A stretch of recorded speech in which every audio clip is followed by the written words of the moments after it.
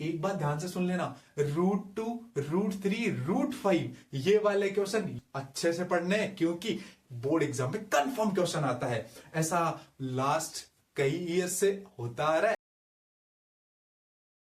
Ji, good evening and welcome to TCA. कैसे हैं आप सब लोग, ये मुझे कमेंट करके जरूर बताएं। आप लोगों की स्टडी कैसे चल रही है ये भी मुझे कमेंट करके बताएं। सबसे पहले मैं आप लोगों को एक बात बताता हूं। कई बार हमें लोग कहते हैं कि हमें सफल होना चाहिए, सफलता ऐसे मिलती है, सफलता ऐसे मिलती है, वैसे मिलती है। हमें बहुत लंबे लंबे इसके ऊपर लेक्चर सुनने को मिलते हैं। मैं आप लोगों को एक छोटी सी बात बताना चाहूंगा कि सफलता एक अंतहीन सफर है।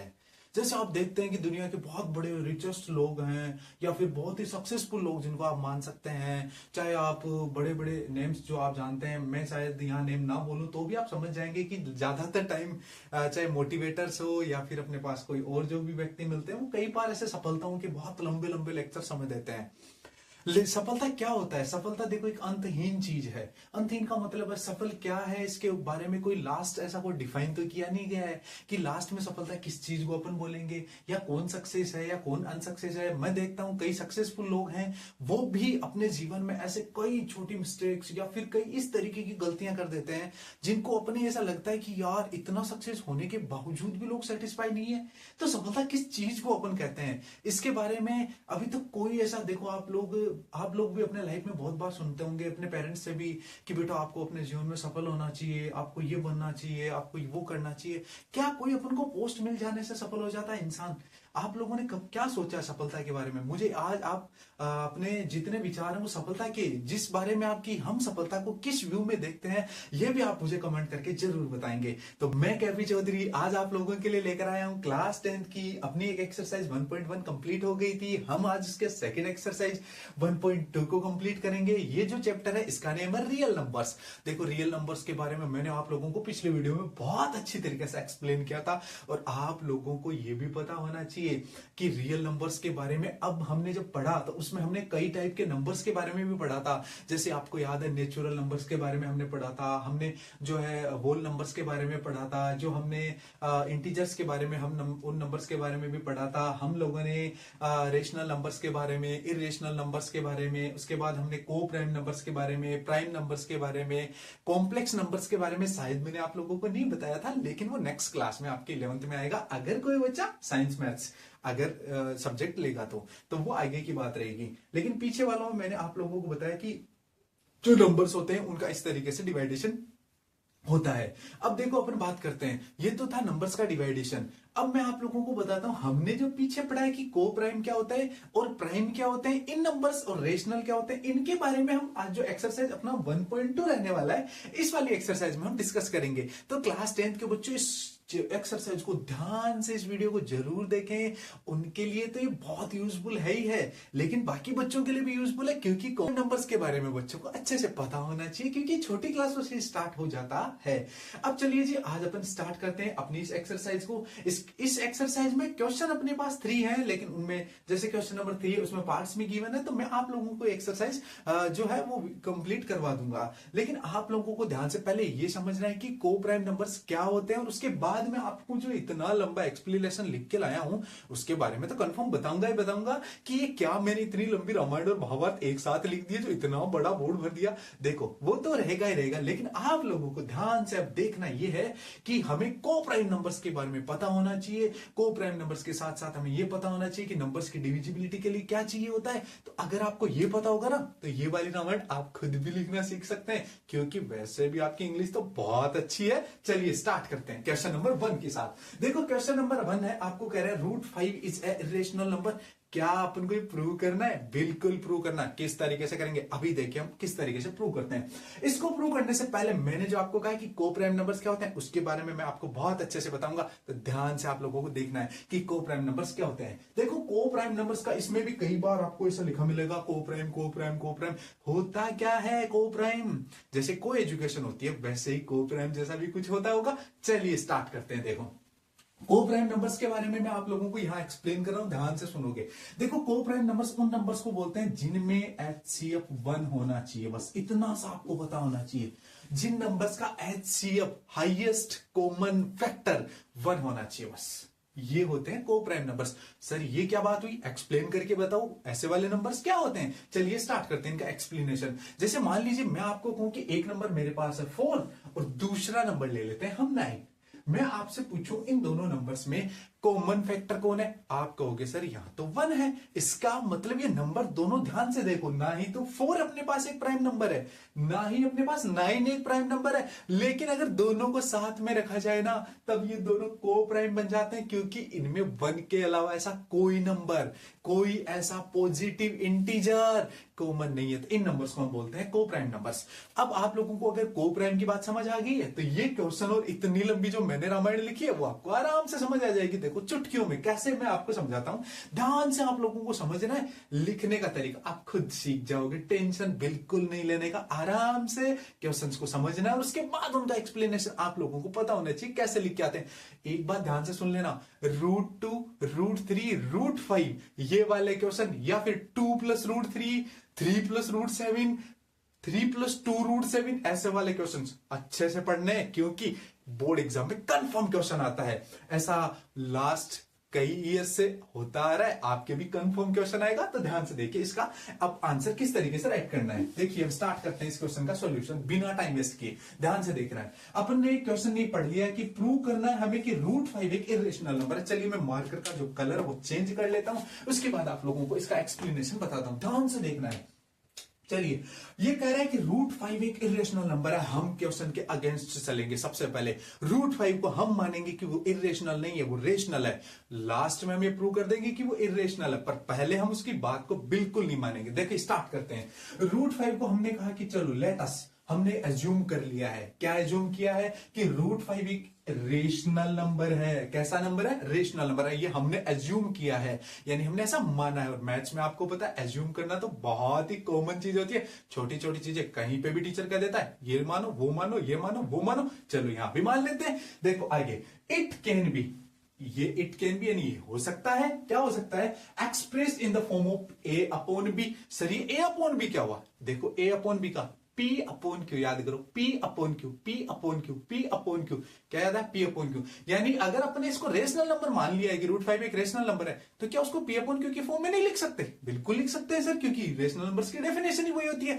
नंबर्स को अगर P/Q की फॉर्म में लिखते हैं वो रेशनल नंबर होते हैं। चलिए इसका आंसर देखते हैं अब आगे। यहां पर इनको A/B की फॉर्म में लिख दिया, क्योंकि √5 को हमने रेशनल नंबर मान लिया है। आगे देखो, इसका मतलब क्या हुआ कि A और B दो को प्राइम है।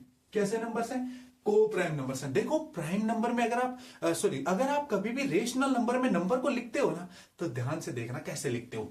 आप उसका लोवेस्ट फॉर्म लिखते हो। अगर ये आपको याद है तो उसका लोवेस्ट फॉर्म लिखते हो। जैसे आप लिखते हो मान लो 7/8, ये एक लोवेस्ट फॉर्म है, लेकिन P/Q की फॉर्म है। जैसे आपको टीचर पहले कहता था छोटी क्लासों में, बेटा इक्विवेलेंट फ्रैक्शन निकालो, तो आप क्या करते थे, जो से नंबर लिखा है इसकी इक्विवेलेंट कैसे निकालते थे, अपसाइड डाउन साइड 2 से मल्टीप्लाई, फिर 3 से मल्टीप्लाई अपसाइड डाउन साइड। और आप टीचर को क्या कहते थे, सर मैंने क्या किया, अपसाइड वाले नंबर्स की टेबल लिख दी, डाउन साइड वाले नंबर्स की टेबल लिख दी और बीच में अपॉन का साइन लगा दिया। ये लो हमारे आ गए कौन से नंबर्स, इक्विवेलेंट फ्रैक्शंस के नंबर्स बन गए। तो यहां पे मैं यही कहना चाह रहा हूं, जब भी आपके पास कोई भी प्राइम नंबर लिखा हुआ है, वो हमेशा उसकी लोवेस्ट फॉर्म में लिखा हुआ मिल सकता है आपको। तो इसका मतलब ये दोनों नंबर्स ऐसे हैं जिनमें अपने पास, ध्यान से देख लो, 1 HCF है। तो हमने इस नंबर के एग्जांपल से समझना चाह रहे हैं कि को प्राइम नंबर्स वो होते हैं जो P/Q की फॉर्म में तो लिखे जा सकते हैं, लेकिन उनमें हमेशा HCF कितना होता है, 1 होता है। अब आगे बढ़ते हैं। देखो यहां कह रहा है कि इंटीजर्स आर, तो ये दोनों नंबर 7 और 8 आपको ये भी पता है कि इंटीजर्स हैं, यानी A and B are coprime positive integers and B is not equals to 0। आपको अच्छे से पता होना चाहिए कि डिनोमिनेटर क्या नहीं हो सकता, कभी भी 0। एक वीडियो के माध्यम से मैं आप छोटा सा आपको लोगों के लिए क्लिप बना के बता दूंगा कि आपको बहुत बार सुनने को मिलता है डिनोमिनेटर 0, डिनोमिनेटर 0 क्यों नहीं हो सकता, क्यों नहीं हो सकता, क्यों नहीं हो सकता, ये कोई नहीं बताता। ये जरूर सब बताते कि नहीं होता, नहीं होता, नहीं होता। मैं आप लोगों को एक्सप्लेन कर दूंगा आराम से, तो वो आप वीडियो आराम से देख लेना। जल्दी मैं आप लोगों के लिए वीडियो अपलोड कर दूंगा। चलिए अब आगे इस क्वेश्चन में बढ़ते हैं। देखो इंटीजर्स, ये कह रहा है B is not equals to 0। ये बात अपने को बता दी है कि अपन A/B की अगर फॉर्म लिख रहे हैं, तो ये जो B है वो कभी भी क्या नहीं होना चाहिए, 0 के इक्वल नहीं होना चाहिए, क्योंकि वो इम्पॉसिबल होता है, ऐसा होता है, वैसा होता है। आपको टीचर बहुत बार बोलता है ये इनफाइनाइट होता है, ये वो होता है, ये होता है। लेकिन मैं आपको ये भी नेक्स्ट वीडियो में या फिर छोटे सी कोई क्लिप के माध्यम से बता दूंगा कि डिनोमिनेटर कभी भी 0 क्यों नहीं होना चाहिए। बहुत इजी सी बात है, आपको एक्सप्लेन उस टाइम में कर दूंगा। आगे बढ़ते हैं। √5 को हमने माना है कि एक रेशनल नंबर, इसका मतलब वो a/b की फॉर्म में लिखा हुआ है। अगर जहां a एंड b आर को प्राइम, जहां पे a और b क्या है, को प्राइम नंबर्स हैं। आगे बढ़ते हैं। देखो इनका को प्राइम है, इसका मतलब इन दोनों का HCF क्या होना चाहिए, ए और बी का 1 होना चाहिए। वो मैंने आपको ऑलरेडी बता दिया। तो इतनी आप स्टोरी आराम से लिख सकते हो। चलिए स्टोरी को और आगे बढ़ाते हैं कि देखते हैं आगे अपन क्या क्या इस स्टोरी में और लिख सकते हैं, क्या क्या नए चैप्टर्स ऐड कर सकते हैं, क्या छोटी छोटी क्लिप्स इसमें ऐड कर सकते हैं। देखो यहां मैं कह रहा हूं now squaring on both side. जो अपने पास नंबर आया है ये वाला, जिसको अपन ने इक्वेशन नंबर 1 कहा है, इसका दोनों साइड हमने स्क्वायर कर दिया। जैसे ही दोनों साइड स्क्वायर करेंगे तो √5 का स्क्वायर अपने पास 5 हो जाएगा, a का स्क्वायर a स्क्वायर और b का स्क्वायर हो जाएगा b स्क्वायर। और इसको इस रूप में हम राइट कर सकते हैं। ये वाला पैटर्न इस पैटर्न में हम इसको राइट कर सकते हैं। देखिए नेक्स्ट अपन क्या कर रहे हैं, इस b स्क्वायर को 5 से मल्टीप्लाई कर रहे हैं। यहां a square is equals to आ गया 5b स्क्वायर। इस वाली बात से हमें क्या पता चला, देखो ध्यान से क्या पता चला। हम ये कह रहे हैं कि 5 है ना वो डिवाइड कर रहा है a स्क्वायर को, 5 है ना वो डिवाइड कर रहा है a स्क्वायर को। देखो अगर यहाँ पे 5 है, ये यहां आए और b स्क्वायर यहां आए, तो ध्यान से देखना है। अगर आप लोगों के पास मान लीजिए यहां एक नंबर लिखा हुआ है, उसके डिनोमिनेटर में कोई नंबर लिखा हुआ है और आपके पास अगर कोई रिजल्ट आ रहा है, इसका मतलब क्या होता है कि जैसे मान लीजिए मैंने यहाँ 4 लिखा, यहाँ 2 लिखा, तो तभी तो आपके पास यहाँ रिजल्ट में 2 आ सकता है ना। आप कहोगे सर 2 की टेबल 4 में 2 टाइम होती है, तो वो यही तो लिखते हैं अपन। ऐसा ही मैं यहां कह रहा हूं, अगर ये ऐसा लिखा हुआ है तो अपन ये कह सकते हैं, ध्यान से सुनोगे, कि ये नंबर वो इसको डिवाइड कर रहा है। देखो यहां से समझते हैं। मैं आपको कह रहा हूं यहां जो अपने पास, चलो यहाँ 2 से आपको थोड़ा सा कम इजी लग रहा है तो अपन 8 लेते हैं, ताकि यहाँ 4 है उसके बाद अपन को आसानी से, यानी वेरी वेरी इजी तरीके से आप लोगों को पता चल जाए। देखो ध्यान से कैसे, मैं आपको कह रहा हूं मान लीजिए आपके पास अप साइड में 8 है, डाउन साइड में 2, आप कहोगे सर वो 4 टाइम डिवाइड करेगा। मैं आपको इसका उल्टा बोलता हूं कि मान लो 4 को यहां ले आओ, 2 को यहां ले जाओ, तब भी क्या होगा, आप कहोगे सर 4 है ना वो 8 को 2 टाइम डिवाइड कर देगा। कितने टाइम डिवाइड कर देगा, 2 टाइम। तो देखो ध्यान से सुनोगे, यही लाइन हमने यहां लिखी है। हम कह रहे हैं कि 5b square is equals to a square. क्या कह रहे हैं कि चाहे a स्क्वायर को b स्क्वायर से डिवाइड करो या चाहे 5 से डिवाइड करो, a स्क्वायर डिवाइड हो जाएगा। और यही लाइन हमने यहां लिखी है, जैसे मैंने यहां एक्सप्लेन किया कि देयरफॉर 5 डिवाइड्स a स्क्वायर, यानी 5 किसको डिवाइड कर रहा है, a स्क्वायर को, यानी 5 किसको डिवाइड कर रहा है, a स्क्वायर को। इट फॉलोज दैट, इसका मतलब क्या होता है कि वो नंबर जो 5 है ना वो उस बिना स्क्वायर के नंबर को भी डिवाइड करेगा। ये भी आप लोगों को अच्छी तरीके से ध्यान रखना है। देखो इसी एग्जांपल से मैं आपको बता देता हूं। 2 का स्क्वायर कितना होता है, 4। ध्यान से देखो, जिस नंबर को 2 ने डिवाइड किया उस नंबर को 4 भी डिवाइड कर रहा है। यही लाइन आप यहां से आराम से समझ सकते हैं कि अगर कोई नंबर किसी दूसरे नंबर को डिवाइड करता है तो उसका स्क्वायर भी उसको डिवाइड करेगा। बस यही कुछ कह रहा है। या इसका ऑपोजिट सुन लीजिए, मान लीजिए कोई नंबर जिसका स्क्वायर किसी नंबर को डिवाइड कर रहा है ना, तो उसका स्क्वायर रूट यानी उसका ओरिजिनल नंबर भी उसको डिवाइड करेगा। ये आपको अच्छे से ध्यान रखना है। आगे देखो, यहां अपन ने कहा कि मान लीजिए, हम मान लेते हैं आगे वाले स्टेप में कि अगर ये डिवाइड कर रहा है, तो अगर डिवाइड करेगा ना, जैसे मान लो 4 है ना 8 को डिवाइड कर रहा है, तो अपने पास एक नया रिजल्ट आता है, एक पक्का रिजल्ट आता है डिवाइड करने पर। उस रिजल्ट को हम यहां मान लेते हैं उस नंबर के मल्टीपल के अकॉर्डिंग। तो हमने यहां पे यही किया है। यहां पे अपन ने जो ए है ना, जो डिवाइड हो रहा है, उसके डिवाइड होने से एक नया नंबर आ जाएगा सी। तो हमने उसको मान लिया एक बार के लिए कि मान लो 5c आ रहा है, क्योंकि फिर भी मैंने पहले ही कहा था हम एज्यूम या लेट कुछ भी कर सकते हैं। हमने यहां लेट कर लिया कि मान लो अपने पास एक रिजल्ट आ रहा है 5c। देखो, and put the value in equation second. जो अपने पास यहाँ इक्वेशन सेकंड है, इसमें हमने क्या वैल्यू पुट की कि जहां a है ना वहां अपन 5c लिख रहे हैं, क्योंकि अगर 5a स्क्वायर को डिवाइड करेगा तो एक नया रिजल्ट आएगा। उस रिजल्ट को हमने 5c मान लिया और उसकी जगह हमने उसको 5c को पुट कर दिया। 5c को पुट करने पर देखो 5b स्क्वायर यानी एज इट इज है, और 5 का स्क्वायर 25 और साथ में c का स्क्वायर हो जाएगा c स्क्वायर। आगे देखो b square is equals to, इस 5 को इधर डिवाइड किया तो अपने पास एक नई बात और आ गई। क्या बात आई कि 5 पहले यहां तो डिवाइड कर रहा था a स्क्वायर को, अभी जब इस वाले स्टेप को अपन देखें और वैसा का वैसा ही समझें, तो इसका मतलब है 5b स्क्वायर को भी डिवाइड कर रहा है। इसका मतलब अपन क्या कह सकते हैं कि a और b दोनों को 5 डिवाइड कर रहा है, यानी a और b का कॉमन फैक्टर है 5। जबकि ऐसा पॉसिबल नहीं था। आप मुझे सोच के जल्दी बताओ क्यों नहीं था। देखो सोच लिया, अब मैं आपको बताता हूं। ऐसा इसलिए नहीं था क्योंकि हमने कहा था ए और बी दोनों को प्राइम नंबर्स हैं, और अगर दोनों को प्राइम नंबर्स हैं तो ऐसा बिल्कुल पॉसिबल नहीं है कि वो दोनों नंबर्स जो ए और बी उसके अपोन में लिखे हुए हैं उन दोनों को डिवाइड कर दे। ऐसा बिल्कुल पॉसिबल नहीं है। जब को प्राइम नंबर्स होते हैं तो किसी एक को डिवाइड कर सकता है कोई नंबर। जैसे मान लो अपन ने 4/9 लिया है, मैं आपको कहूं कि इनका कॉमन फैक्टर है 1, वो दोनों को कर रहा है। 1 के अलावा आप कोई दूसरा नंबर ले, जैसे कोई कहे 2, तो 2 सिर्फ 4 को डिवाइड कर सकता है, 9 को नहीं कर सकता। ये वाली बात सेम यहां पे अपन को ये कह रही है कि 5a² को यहां कर रहा था, 5b² को यहां कर रहा है, ए और बी दोनों को डिवाइड कर रहा है। ये बात तो पॉसिबल ही नहीं है। तो हम यहां लास्ट में क्या लिख रहे हैं? It means b² is divisible by 5. It follows that b is divisible 5. तो लास्ट में हमने लिखा है इक्वेशन सेकंड, यानी ये वाली, और इक्वेशन थर्ड, यानी इन दोनों इक्वेशन से अपन क्या कह सकते हैं कि अगर ये अपन देखें तो कॉन्ट्राडिक्ट है। कॉन्ट्राडिक्ट का मतलब विरोधाभास बात हो गई। हमने कहा था कि वो को प्राइम नंबर्स है, यानी दोनों में एक के अलावा कोई कॉमन नहीं है, लेकिन ये कह रहा है कि मैं तो 5 ऐसा हूं जो दोनों में कॉमन हूं।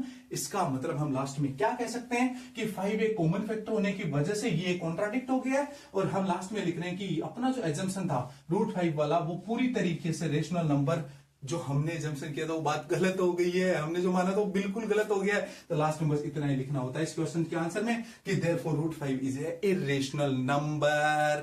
ये था इस क्वेश्चन का एक्सप्लेनेशन। आप लोगों को कैसा लगा मुझे कमेंट करके सफलता के बारे में तो बताओगे, इस क्वेश्चन का एक्सप्लेनेशन के बारे में भी जरूर बताना है। ज्यादा शेयर करना है, सब्सक्राइब करना है, लाइक करना है और बने रहना है टीसी के साथ। Thank you.